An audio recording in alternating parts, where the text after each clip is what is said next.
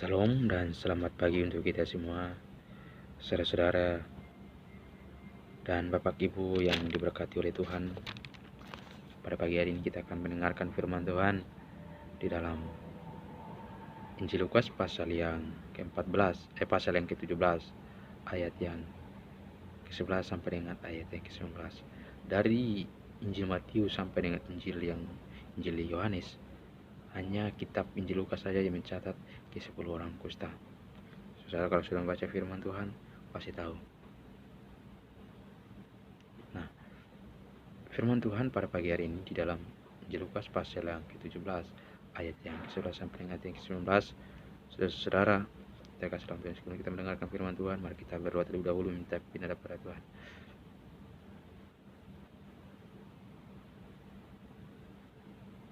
Amin. Nah, firman Tuhan pada pagi hari melalui firman Tuhan pada pagi hari ini, judul atau yang diberikan oleh Lembaga Alkitab Indonesia adalah ke-10 orang kusta. Saya akan membacakan ayat yang ke-11 dan ayat yang ke-19. Ayat yang ke-11, dalam perjalanannya ke Yerusalem, Yesus menyusul ke perbatasan Samaria dan Galilea. Ayat yang ke-19, lalu ia berkata kepada orang itu, berdirilah dan pergilah, imanmu telah menyelamatkan engkau.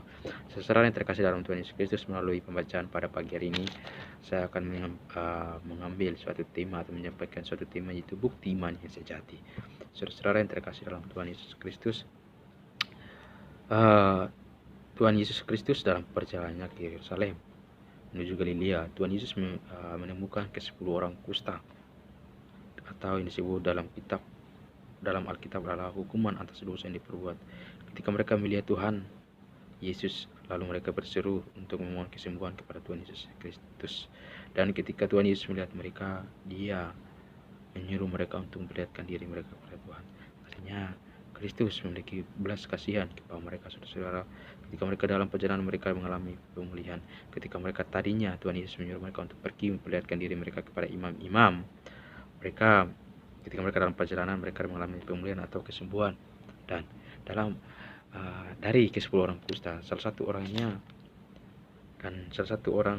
dari ketika melihat dirinya sudah menjadi tahir atau sembuh, maka dia kembali untuk berterima kasih dan dia tersungkur di kaki Yesus dan dia mengucap syukur kepada Tuhan atas kesembuhan yang dia peroleh. Saudara-saudara yang terkasih dalam Tuhan Yesus Kristus, dari cerita ini kita melihat bahwa ada suatu iman yang terbukti dari seorang yang mengalami kesembuhan atau pemulihan kepada Tuhan.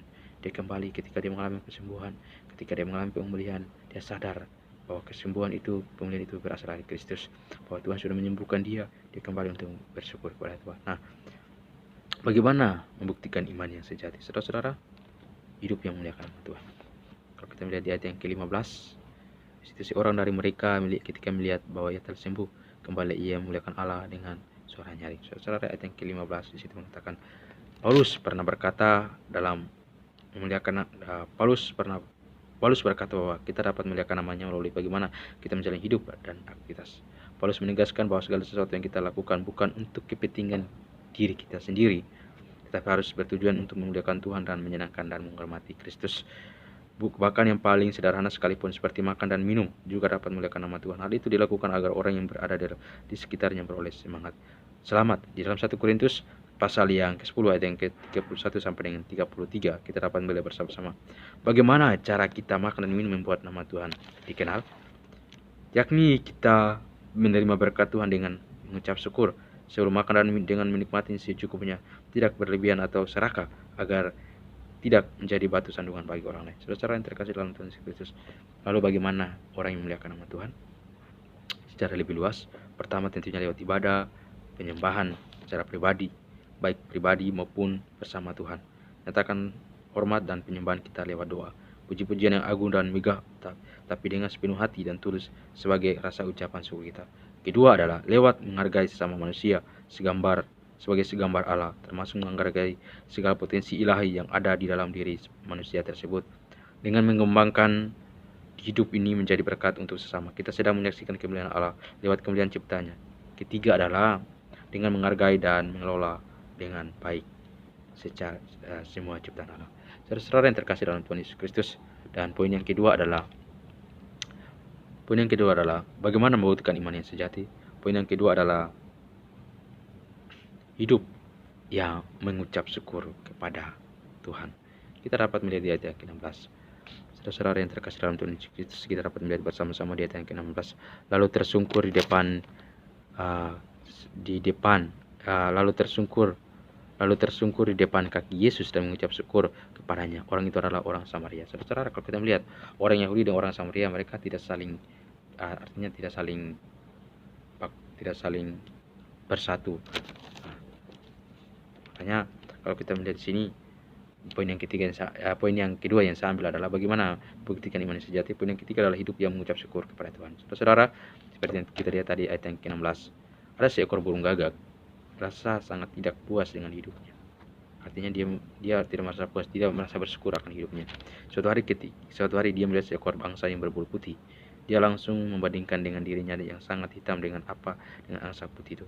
Lalu sang gagak menghampiri angsa itu dan berkata, "Kamu pasti burung yang paling bahagia di dunia. Kamu sangat putih dan cantik. Semua orang pasti menyukai." Si angsa menjawab, "Mulanya saya juga rasa begitu, sampai saya melihat seekor burung kakatua yang melihat dua warna. Saya pikir burung kakatua adalah burung yang paling bahagia di dunia ini." Sebagai manusia kalau kita melihat ilustrasi ini, sebagai manusia pasti kita seringkali membandingkan diri kita dengan orang lain. Saudara-saudara, akibatnya kita adalah merasa kurang tidak puas dengan keadaan kita. Kalau kita melihat di kitab Efesus, orang yang saleh adalah orang yang bersyukur, orang yang merasa puas akan apa yang Tuhan berikan kepada kita. Saudara-saudara, kita selalu berpikirkan keadaan orang lain lebih baik daripada kita.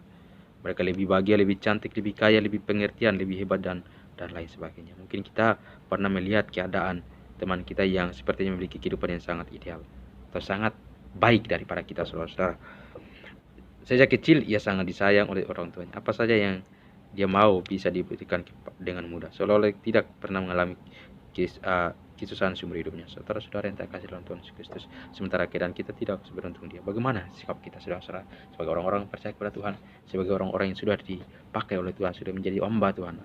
Bagaimana sikap kita ketika kita mendengar ilustrasi tadi? Apakah kita merasa iri atau mengeluh karena keadaan kita yang tidak sama dengan teman kita?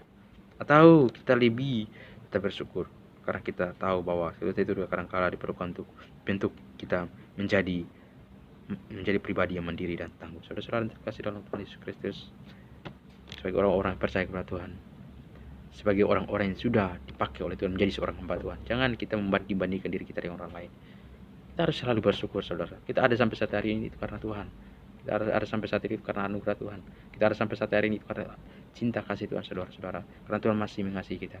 Makanya saudara-saudara, kita bersyukur, saudara. Kita sebagai orang hamba Tuhan, jangan berhenti selalu bersyukur, saudara-saudara. Saudara yang terkasih dalam Tuhan, saya secara pribadi, ketika saya membaca firman Tuhan ini, saya sadar bahwa saya selama ini tidak selamanya bersyukur.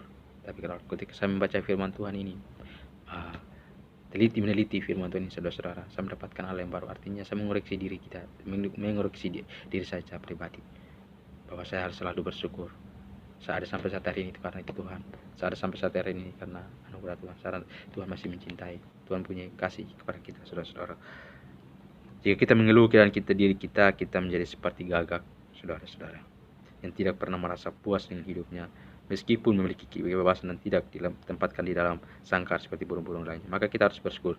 Saudara, sebagai orang-orang yang percaya kepada Tuhan, pandai bersyukur. Kita harus pandai bersyukur, saudara-saudara.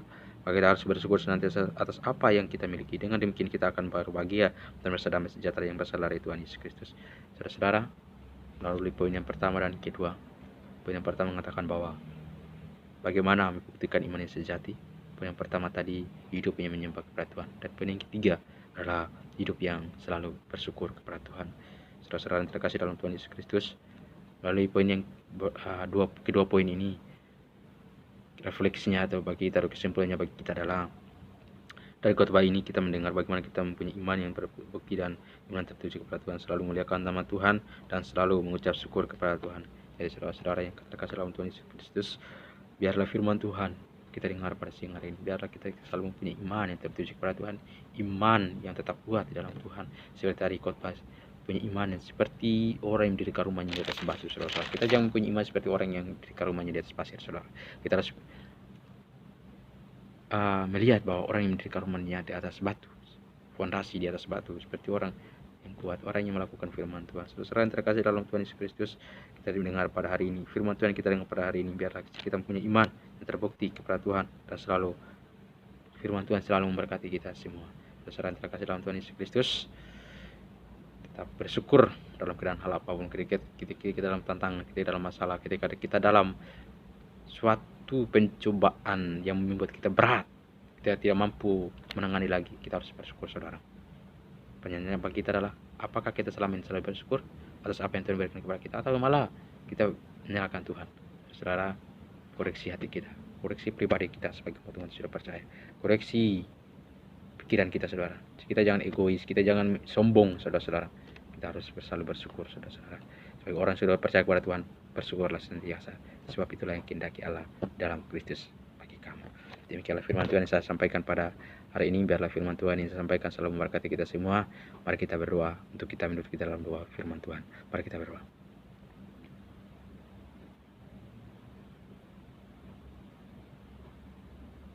Amin untuk firman Tuhan. Dan salam.